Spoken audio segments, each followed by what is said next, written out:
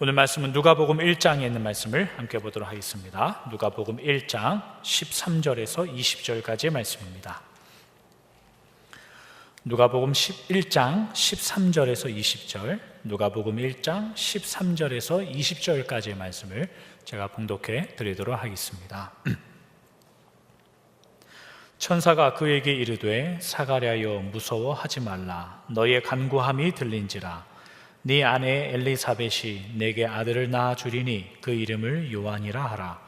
너도 기뻐하고 즐거워할 것이요 많은 사람도 그의 태어남을 기뻐하리니 이는 그가 주 앞에 큰 자가 되며 포도주나 독한 술을 마시지 아니하며 모태로부터 성령의 충만함을 받아 이스라엘 자손을 주 곧 그들의 하나님께로 많이 돌아오게 하겠습니다. 그가 또 엘리야의 심령과 능력으로 주 앞에 먼저 와서 아버지의 마음을 자식에게 거스르는 자를 의인의 슬기에 돌아오게 하고 주를 위하여 세운 백성을 준비하리라. 사가랴가 천사에게 이르되 내가 이것을 어떻게 알리요? 내가 늙고 아내도 나이가 많으니이다. 천사가 대답하여 이르되 나는 하나님 앞에 서 있는 가브리엘이라. 이 좋은 소식을 전하여 내게 말하라고 보내심을 받았노라. 보라, 이 일이 되는 날까지 네가 말 못하는 자가 되어 능히 말을 못하리니 이는 네가 내 말을 믿지 아니함이거니와 때가 이르면 내 말이 이루어지리라 하더라. 아멘. 오늘은 누가복음 1장의 말씀으로 누가복음 깊고 넓은 나라 두 번째 말씀을 저희 함께 나누도록 하겠습니다. 누가복음은 누가라는 분이 데오빌로라는 로마의 각하, 관직, 아주 높은 자리에 있는 분에게 보내는 서신서입니다. 데오빌로 그의 개인적인 신앙과 그가 속해 있는 교회의 신앙적인 위기 속에 누가복음 1장 4절에 우리가 보는 바와 같이 그분들이 알고 있는 믿음의 내용을 더 확실히, 더 깊이 이해하고 붙잡기 위하여 누가는 누가복음과 사도행전을 기록하여 데오빌로에게 보낸다는 내용을 저희가 지난주에 살펴보았습니다. 그런 의미에서 보면 누가복음과 다른 복음서들을 이렇게 비교해서 보면 사뭇 다른 점들을 저희가 발견하게 됩니다. 마태복음, 마가복음, 요한복음은 하나님께서 친히 교회들에게 직접 전달하는 복음의 내용, 하나님의 나라의 내용을 기록합니다. 그러나 누가복음이라는 성경은 누가라는 한 인물이 데오빌로라는 한 인물에게 전달하려는 그 목적을 가지고 있기 때문에 이것을 기록하고 있는 누가라는 분이 데오빌로라는 분의 개인적인 신앙의 성격, 그의 믿음의 배경, 그가 어떠한 믿음의 상황에 처해 있는지에 대한 염려와 고민과 여러 가지 생각을 가지고 이런 내용을 기록하고 보내는 거지요. 그래서 누가복음의 시작이 아주 다른 모습을 우리에게 보여줍니다. 그 다른 모습이라는 내용이 뭐냐면 누가복음 1장과 2장에 등장하는 세례 요한과 예수님의 탄생 기록, 그리고 그 두 분의 어린 시절에 있는 모습의 기록들입니다. 누가복음이 총 24장의 길이인데 1장과 2장, 이 절수도 적지 않습니다. 1장이 80절까지 있고 그럽니다. 이 절수도 적지 않은 이 긴 1장과 2장의 내용에 거의 한 10분의 1만큼의 양을 할애하여서 기록하고 있는 내용, 그것이 이 두 분의 탄생 기록입니다. 저희가 오늘 읽은 이 1장의 내용은 뭐냐면 하나님께서 보내신 천사가, 가브리엘이라는 천사가 세례 요한의 부모님에게 나타나셔서 아이가 태어날 것이다 라는 내용을 알려주는 것이고, 그 이후에 예수님의 어머니인 마리아에게 이 천사가 나타나서 아이가 태어날 것이다 라는 약속을 허락해 주는 장면이 1장에 있는 내용입니다. 세례 요한이 어떻게 태어나는가도 이것도 재미있어요. 왜냐하면 누가복음을 제외한 다른 복음서에는 세례 요한이 어떻게 태어나더라에 관해서 단 한 구절도 나오지 않습니다. 누가복음에만 나와요. 그저 다른 복음서에는 세례 요한이라는 사람은 광야에 외치는 사람이었다. 광야에 나가서 주의 길을 곧게 하기 위하여 회개해라, 하나님의 나라가 가까웠다 라는 말씀을 전하는 사람으로만 기록되는데, 이 유독 누가복음에만 이 세례 요한이 어떻게 태어났는지, 그리고 마지막 1장 80절 이런 데 보면은 세례 요한이 어릴 때의 어떤 모습이었다까지도 기록하고 있는 성경입니다. 그러니까 뿐만 아니라 예수님이 태어나시는 기록도 마찬가지입니다. 다른 복음서들은 예수님이 어떻게 태어나고 어떻게 시작하는지에 굉장히 큰 의미를 부여해서 복음서들을 다 기록해 놨습니다. 예를 들면 마가복음이나 요한복음을 보면은 예수님의 탄생, 성탄절에 대한 기록이 한 구절도 나오지 않습니다. 마가복음이나 요한복음에는 대신에 어떠한 기록이 나오냐면 요한복음이 말하는 예수님의 시작은 태초에 말씀이 계셨고 그 말씀이 육신을 가지고 이 땅에 내려왔다라는 한 구절로 성탄절의 이야기가 그냥 그렇게 끝나버려요. 다른 기록이 없어요. 마가복음은 어떻게 시작하냐면 세례 요한에게 예수님께서 세례를 받으실 때에 하늘에서 하나님의 음성이 나와서 내 사랑하는 아들이다 라는 한 구절, 그 한 구절밖에 나오지 않는 다른 내용이 없어요. 오직 마태복음과 누가복음에만 예수님께서 태어나시는 그 장면, 성탄절의 기록이 거기에 등장합니다. 마태복음의 내용은 또 달라요. 어떻게 다르냐면 마태복음의 그 처음 1장 1절의 시작이 우리가 지난주에 살펴본 것처럼 아브라함과 다윗의 자손 예수 그리스도의 계보라 라고 시작하여, 아브라함이 누구냐면 이스라엘 백성들이 그토록 존경에 맞이하는 믿음의 조상입니다. 그리고 다윗은 누구냐면 다윗의 후손으로 메시아가 와서 이스라엘을 회복시켜 줄 거다라고 하여서 마태복음에는 예수님을 어떻게 기록하냐면 우리가 그토록 존경하고 섬기는 믿음의 조상 아브라함, 그리고 우리의 나라를 회복할 그 다윗의 모습, 그 후손으로 예수님이 시작하여 예수님께서 태어난다라는 기록의 장면이 나와 있어요. 그러니 이런 모습들과 비교하면 누가복음에 나오는 예수님께서 태어나시는 이 1장과 2장에 나오는 모습은 아주 대단치 않습니다. 요한복음에 나오는 태초에 말씀이 계셨다라는 이 아후라 같은 것도 없고, 마가복음에 나오는 하나님의 음성 내 사랑하는 아들이다 라고 하는 이 위엄의 선언 같은 것도 없고, 마태복음에 나오는 아브라함과 다윗의 자손이다 라고 하여서 왕가 출신, 아주 그의 족보가 아주 훌륭하다라고 말하는 것도 없는, 그럼 누가라는 사람은 누가복음에 있는 예수님의 복음과 하나님 나라의 이야기의 이 처음의 이야기를 그러면 어디서부터 시작하고 싶은가라는 그 내용인데, 오늘은 저희가 그 내용을 살펴보려고 합니다. 오늘은 그 내용 중에서 1장에 있는 본문만, 내용만 저희가 살펴볼 것입니다. 1장의 누가복음 1장의 내용은 뭐냐면 서두에 말씀드렸다시피 천사가 세례 요한의 부모님 사가랴와 엘리사벳 그리고 예수님의 어머니인 마리아에게 나타나서 아이를 가지게 될 거다라는 내용이 기록되어 있습니다. 세례 요한의 부모님인 사가랴와 엘리사벳은 레위 지파 출신, 특별히 엘리사벳은 아론의 직계 후손입니다. 제사장 가문에서 태어나신 분들입니다. 그래서 1장 6절 같은 데 보면은 이 두 분의 그의 가정은 오래전부터 하나님의 율법과 하나님의 말씀을 늘 지키고 살아 흠이 없는 가정이었다, 그렇게 소개합니다. 근데 7절에 바로 이어서 무슨 장면이 나오냐면, 그러나 두 분이 나이가 굉장히 많음에도 불구하고 아이가 없던 가정이었더라 라고 나옵니다. 그래서 가브리엘이 나타났을 때 내가 이 가정에 하나님께서 보내신 아이가 태어나게 하겠다라고 할 때 12절이나 18절 그런데 보면은 사가랴가 뭐라고 대답하냐면, 우리가 나이가 많은데 어떻게 그런 일이 일어나겠습니까? 그러면 나에게 증거를 주십시오 라고 말합니다. 그러니까 이것은 그저 단순히 좀 나이가 많은데 하나님 안 일어나도 됩니다 라는 겸손의 모양이 아니라, 우리가 아브라함과 사라를 생각하면 지금까지 아이가 생기지 않으면 하나님 내 다른 상속자를 얻어서 내 유산과 기업을 이어받을 그런 일을 계획하는 단계입니다. 그러니까 아무리 해도 되지 않는 이 가정에 하나님께서 나타나셔서 아이를 주겠다라는 거고, 이 사가랴라는 분은 그럼 나에게 증표를 달라는 겁니다.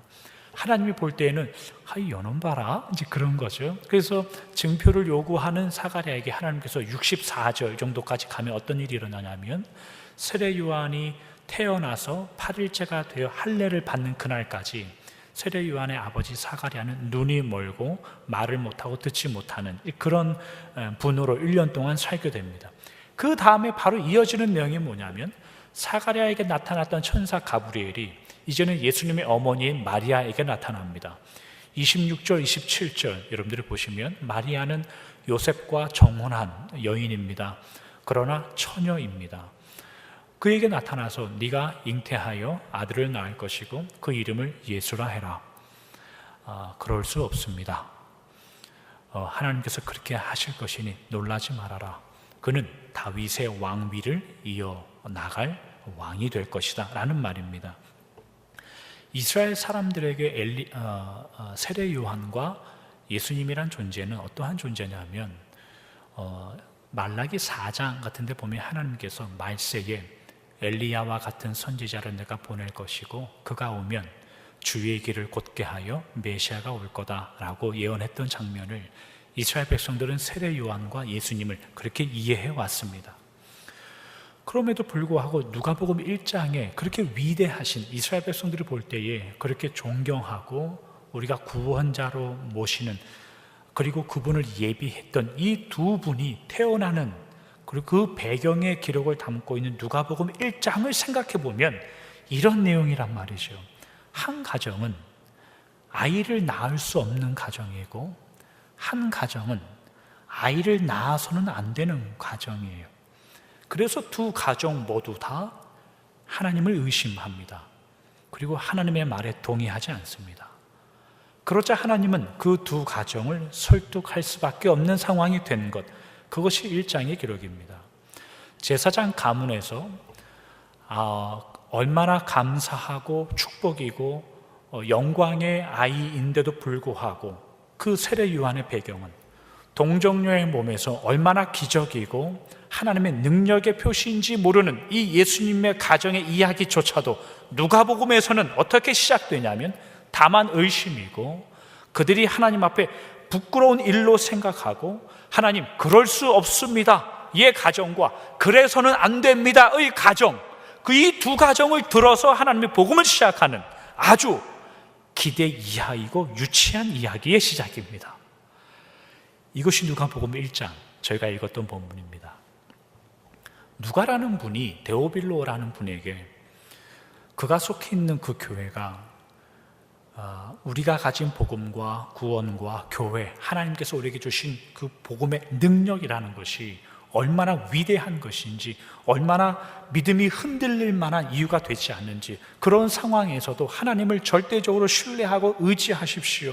그러기 위해서 제가 처음부터 근원부터 자세히 미루어 살펴 이것을 적어 기록하여 보내니 비록 핍박과 혼란과 환난이 오더라도 신앙에 견고해 주십시오 라는 마음으로 기록하여, 처음부터 근원부터 자세히 기록하여 보내는 이 누가복음의 시작의 내용이 그러면 하나님의 능력과 위엄이 되어야 되지 않겠습니까? 누구라도 그 복음서의 1장을 펴서 읽을 때에 과연 하나님이고 과연 우리를 구원하신 분이고 이런 기적과 이런 놀라움의 하나님이라면 우리가 버틸 수 있다라는 구원과 감사의 능력으로 1장부터 다가와야죠. 그러나 누가복음의 1장은 그렇게 시작하지 않는다 이 말입니다. 질문이 떠오르죠. 누가는 근원부터 자세히 기록해서 보내겠다, 그러니 믿음에 견고하십시오 라고 보내는 이 복음서의 시작을 왜 이렇게 보냈을까? 왜 이렇게 시작할까? 라는 질문입니다. 왜냐하면 우리가 미루어 짐작해 볼 수 있겠죠. 데오빌로가 처한 그의 믿음의 삶, 그가 속해 있는 교회가 어떠한 삶에 처해 있는지 저희가 지난주에 살펴봤습니다. 그들은 아마도 그들의 기도하는 바는 이거였을 겁니다. 하나님, 우리가 지금 곤란이 있고 연약하지만 이 모습 이대로 우리가 죽지 않게 도와주십시오. 로마가 저렇게 유대인을 말살하고 교회를 말살하고 성전은 무너졌고 사라졌고 교인들도 뿔뿔이 흩어지는 이 상황에서 하나님 힘을 주셔야 살 수 있습니다. 교회의 권세와 하나님께서 붙드시는 교회의 능력이 무엇인지 우리에게 깨닫게 해주십시오. 그래야 우리가 살 수 있습니다. 아마도 그들은 그렇게 기도하는 상황이었을 겁니다. 그래서 우리가 하나님의 백성답게 능력을 행사하게 해주십시오. 그래야 큰 소리 칠 거 아닙니까? 라는 것이 어떻게 보면 그 당시에 데오빌로가 살고 있는 당시의 교회의 삶과 정황일 겁니다. 우리와 크게 다르지 않죠. 우리가 기도하는 내용과 크게 다르지 않을 겁니다. 하나님의 능력, 십자가의 능력, 복음의 능력, 그것을 우리에게 주십시오. 그래야 살아남을 수 있습니다. 그래야 현실을 살아남을 수 있습니다. 그래야 성도로 살아남을 수 있습니다.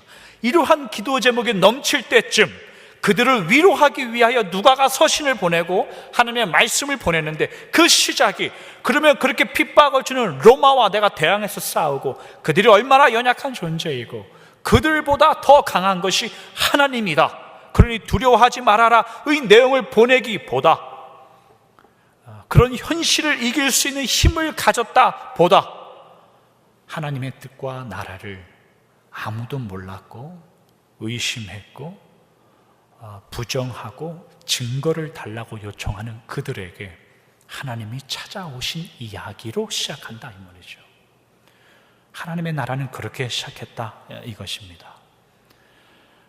그럴 수 없던 가정, 그래서는 안 되는 가정에 하나님께서 하나님의 뜻을 보내서 하나님의 나라를 시작했다 이겁니다. 그거 하나가 교회를 붙잡는 힘이 되는, 사람의 눈으로 볼 때에는 그게 무슨 능력이냐, 그런 능력이면 나는 나중에 다시 오겠다라고 생각할 수 있는 그 작은 것이 힘을 얻게 하는, 누가복음의 시작은 그렇게 시작합니다. 어제 제가 한 15년 만에 한국에서 마지막 빠이하고 헤어지고 한 번도 얼굴을 못 봤던 그 후배 목사를 어제 만났어요. 갑자기 미국에 왔다고 만나자고 해서 시카고가 올 기회가 있다고 어제 만나서 이런저런 이야기를 했는데, 저는 지금 저나 아내나 다 기억이 잊고 있었던 기억들이 떠오르는 게 뭐냐면, 우리가 미국에 오면서, 저와 저희 가정이 미국에 오면서 반지를 주고 왔다는 거예요. 제가 지금 생각하면 왜 줬는지 이해가 안 가는데, 반지를 주고 왔다는 것을 뭐라고 얘기하냐면, 힘들면 이거 팔아서 살림에 보태 쓰라고. 근데 그거 팔아서 9만 원 얻었대요. 근데 이제 그거는 감사하게 생각하고, 또 하나 힘들면 이거 갖다 팔아서 생활비 해라. 뭐 전도사들의 뭐 가정 형편이 다 그만큼 그만한 거 아닙니까? 한국은. 이제 그거는 자기가 도저히 못 팔겠다고 못 팔아서 15년 동안 간직하고 있다가 어제 그걸 가져온 거예요. 가져와서 저희 부부한테 다시 주는 거예요. 이거 다시 가져가라고, 자기 필요 없다고. 저게 뭔가 생각해 보니까 뭐였냐면, 저희 장인 어른이 오래전부터 모았던 우표 수집했던 책이에요. 근데 그거를 왜 저희가 줬는지 모르겠지만, 근데 제 관심은 그게 아니라 그 안에 이렇게 열어봤어요. 이렇게 오는 길 열어보니까 거기에 1전짜리 지폐도 있고 5전짜리 지폐도 있고 뭐 100원짜리 지폐도 있고 그래요. 저는 500원짜리 지폐는 봤는데 1전짜리 지폐는 한 번도 본 적이 없거든요. 근데 돌아오면서 야, 요거를 얼마에 팔 수 있을까 생각은 하지는 않았지만 그 잠깐의 어떤 걸 하는 게, 어제 저녁에 잠이 잘 오더라고요. 요즘 제가 잠을 참 못 자고 있는데 별거 아닌 것 같거든요. 별거 아닌 것 같은데 사람을 굉장히 넉넉하게 만드는 이제 그런 거 있지 않습니까? 우리가 살다 보면. 이 데오빌로에게 보내는 누가의 심정을 우리가 한번 생각해 보면, 야, 그게 무슨 힘이 되겠는가라는 거거든요.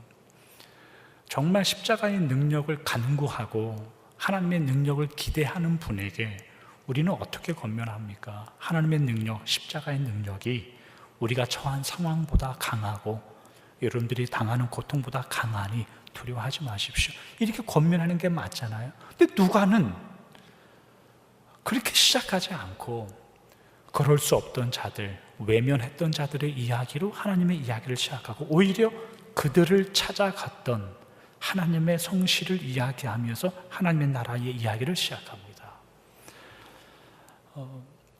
하나님의 능력은 뭘까요? 십자가의 능력은 뭘까요? 여러분들이 기대하는 능력은 뭐고, 여러분들이 기대하는 구원의 능력은 뭘까요? 그것을 규정하기 위해서 여러분들이 기대하는 십자가의 능력, 구원의 능력을 어디다 써먹으려고 하는지의 내심을 살펴보면 알 수 있습니다. 사도 바울의 인생을 보면 그가 하나님의 능력을 어떻게 이해했는지 곳곳에 우리가 힌트를 얻을 수 있는 장면들이 몇 군데 있거든요. 예를 들면 에베소서 6장에 있는 말씀인데, 에베소서 6장 14절에서 17절에 있는 말씀입니다. 그런즉 서서 진리로 너희 허리띠를 띠고 의의 호심경을 붙이고 평안의 복음이 준비한 것으로 신을 신고 모든 것 위에 믿음의 방패를 가지고 이로써 능히 악한 자의 모든 불화살을 소멸하고 구원의 투구와 성령의 검 곧 하나님의 말씀을 가지라. 하나님의 백성들이 어떻게 견고하여 능력을 얻고 살아가야 되는가에 대한 내용을 바울이 말합니다. 이전 구절의 내용은 뭐냐면 우리의 씨름은 혈과 육에 대한 것이 아니니 하나님의 전신갑주를 입어라 라는 바울의 요청입니다. 그런 권면입니다. 여기 나오는 것들을 한번 생각해 보시지요. 진리의 허리띠, 의의 호심경, 복음의 신발, 믿음의 방패, 구원의 투구, 성령의 검, 이런 내용을 한번 생각해 보시지요. 우리 모두가 인정하는 건 뭐냐면 이런 진리, 의, 복음, 성령, 말씀, 구원, 믿음이라는 것은, 이런 내용들은 우리가 큰 마음을 먹어서 어디 가서 돈 주고 사오거나 어디 가서 큰 맘 먹어서 가져올 수 있는 내용들이 하나도 거기에 없지요. 믿음, 의, 복음, 구원, 성령, 이런 내용은 우리가 하나님 앞에 얻어 은혜를 구하여 얻는 내용들로 나올 뿐이에요. 사도 바울이 하나님의 전신갑주를 입어라, 그 내용은 하나님께 간구하여 무엇을 얻어내 큰 소리 쳐라 라는 근거로 나오지 않고 늘 하나님을 의지하여 하나님이 주시는 그 은혜로 보호하심을 받고 살아라의 근거로만 나오는 거예요. 그래서 이 구절이 어떻게 나중에 진행이 되냐면 에베소서 6장 20절에 가면 이런 내용도 있어요. 이 일을 위하여 내가 쇠사슬에 매인 사신이 된 것은 나로 이 일에 당연히 할 말을 담대히 하게 하려 하심이라. 하나님의 전신갑주를 말하는 사도 바울이 묶여있는 뜻밖의 상황은 그가 로마의 죄수로서 쇠사슬에 묶여있는 내용입니다. 전신갑주를 입어도 쇠사슬에 묶인다 이 말입니다.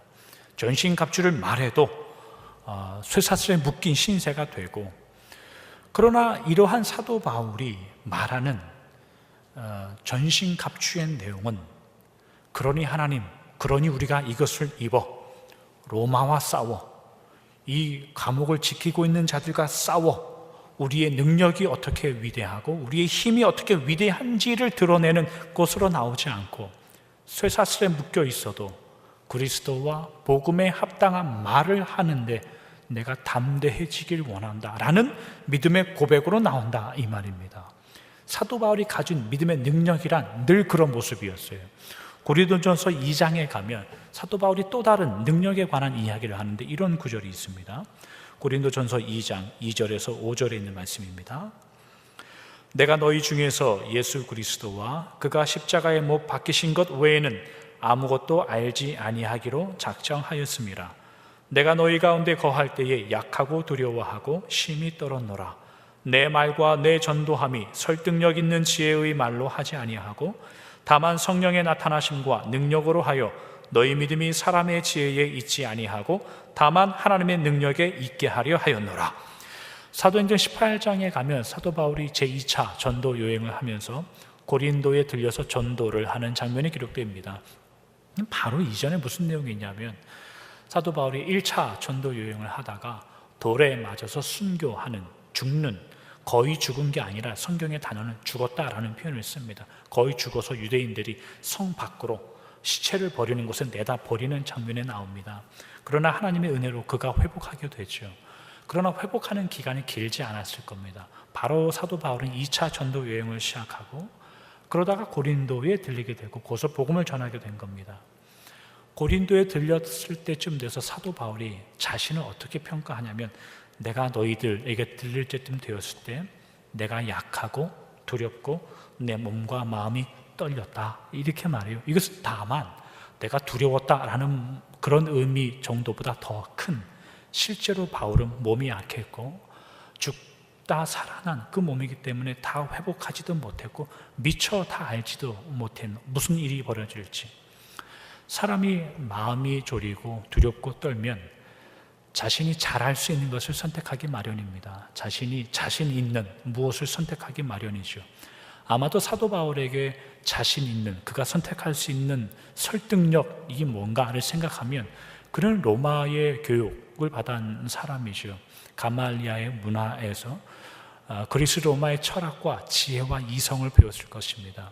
그것이 얼마나 사람에게 설득력이 있는지. 그래서 바울이 아덴이라는 동네에 가서 복음을 전할 때는 그 사람들이 바울을 뭐라고 표현하냐면 저 말쟁이가 무슨 말을 하나 들어보자 라고 말할 정도로 바울은 설득력이 있었고 그가 가진 지혜와 이성으로 누군가와 대화하면 그를 자기 편으로 만들 수 있는 능력이 있었다는 사람이었어요. 그러나 바울은 전도할 때마다 능력이라고 그 자신이 꺼내내는 내용은 뭐냐면 예수 그리스도와 그가 십자가에 못 박히신 것 외에는 능력으로 삼지 않겠다고 말합니다. 오히려 그가 몸이 떨리고 두렵고 힘든 가운데 있을지라도 그런 환경 가운데 쉬운 것을 선택하여 하나님의 뜻을 넓힐 수 있는 가정 속에 있더라도 그가 선택한 능력이라는 것은 하나님의 말씀과 하나님의 십자가밖에 없었다라고 말합니다. 성도의 힘이 거기에 있죠. 하나님의 나라를 사는 신자의 힘은 거기에 있다는 뜻입니다. 오늘 본문으로 돌아와서 여기까지만 하고 말씀을 정리하도록 하죠. 다음 내용은 다음 주에 계속 이어서 하겠습니다. 데오빌로, 로마의 각하, 로마의 높은 자리에 있는 관직. 로마의 높은 사람이란 뜻은 아마도 그리스 헬라 철학과 이성에 능통한 사람이란 뜻입니다. 그런 사람들에게 복음이 증거되고 동정녀로 탄생이 되고 구약의 수천 년 전에 기록된 어떤 내용이 실천되고 완성되어 어떠한 하나님의 나라가 이루어졌다라고 설득하는 것은 이것은 아주 유치한 일입니다. 그러나 그런 데오빌로라고 함에도 불구하고 그가 하나님의 은혜로 예수 믿는 자가 됐고 교인이 되었습니다. 그러나 그에게 핍박과 곤란이 찾아왔을 때 그러면 그 자를 어떻게 붙들어야 되고 그 사람을 어떻게 믿음 밖으로 떠나가지 않기 위하여 어떻게 신앙으로 붙잡아야 되는가의 일이 누가라는 사람에게 있었습니다. 그리고 그는 처음부터 자세히 기록하여 그를 권면하기 위하여 서신서를 보내고 복음서를 보냅니다. 어쩌면 우리 생각에는 능력의 말씀을 보내야 되고 힘의 말씀을 보내야 되고, 그러나 그가 선택한 처음에 하나님 나라의 시작은 뭐냐면 약한 자들, 놀람, 거부, 증거의 요구, 그럴 수 없던 사람들, 그러면 안 되는 사람들, 그 안에 찾아오신 하나님의 은혜와 역사로 그 일을 시작합니다. 여러분들이 생각하는 하나님의 능력, 십자가의 능력은 어디 있나 한번 생각해 보시지요. 데오빌로가 듣고 싶어 하는 대답을 우리도 기도하며 삽니다. 기대하며 삽니다. 그 내용이 뭐냐면 하나님의 능력 우리 안에 펼쳐주시고 우리 교회 위에 펼쳐주십시오. 하나님의 능력이 펼쳐질 때 그 내용이라는 것이 결국은 그 깊은 곳으로 들어가면 뭐냐면 우리 편하게 해달라는 내용입니다. 솔직하게 얘기해보자 이거죠. 그거 아닙니까? 믿음을 가져서 밤에 잘 때 하나님 억울하지 않게 다리 펴고 잘 수 있도록 여러 가지 하나님이 해결할 수 없는 건데 하나님 이거 해결해 주십시오. 내 혼자 어찌할 수 없는 형편 하나님 아시지 않습니까? 그거 해결해 주십시오. 우리는 십자가의 능력과 하나님의 능력이라는 그 범주를 그런 곳 안에서 찾습니다.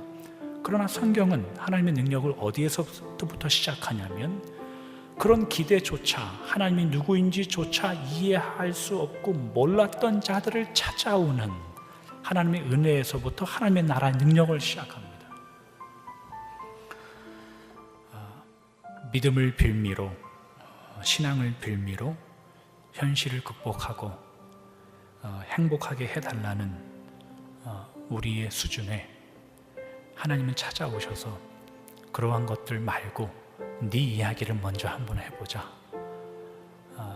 그 이야기를 하나님은 먼저 하시는 겁니다.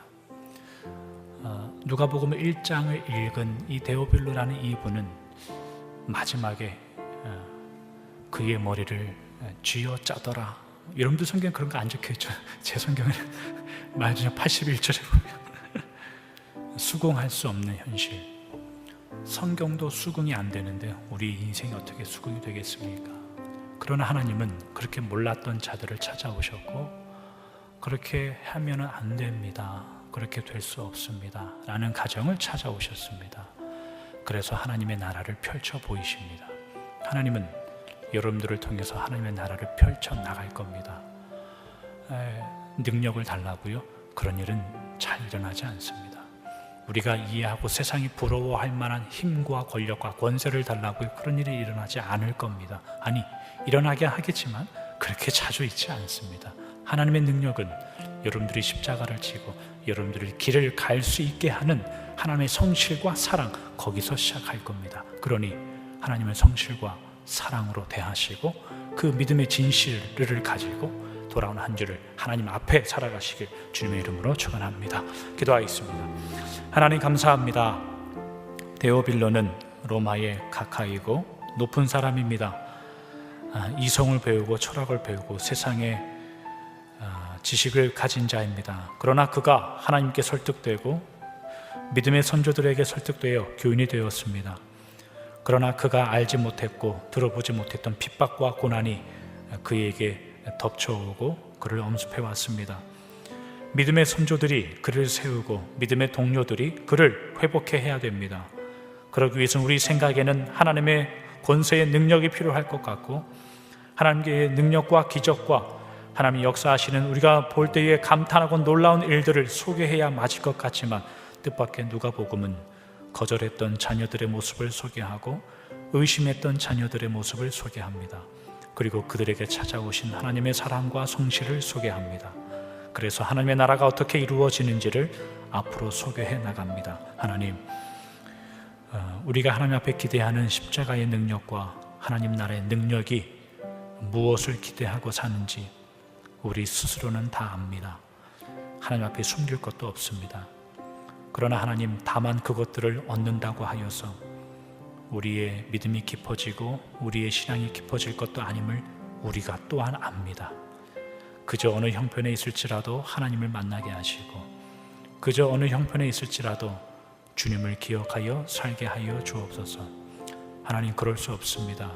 하나님, 그래서는 안 됩니다 라는 현실이 우리 가운데 일어날지라도 하나님은 성실과 사랑이시니 하나님을 의지하여 살아가는 우리들이 되게 하여 주옵소서. 거룩하신 예수님의 이름으로 기도하옵나이다. 아멘.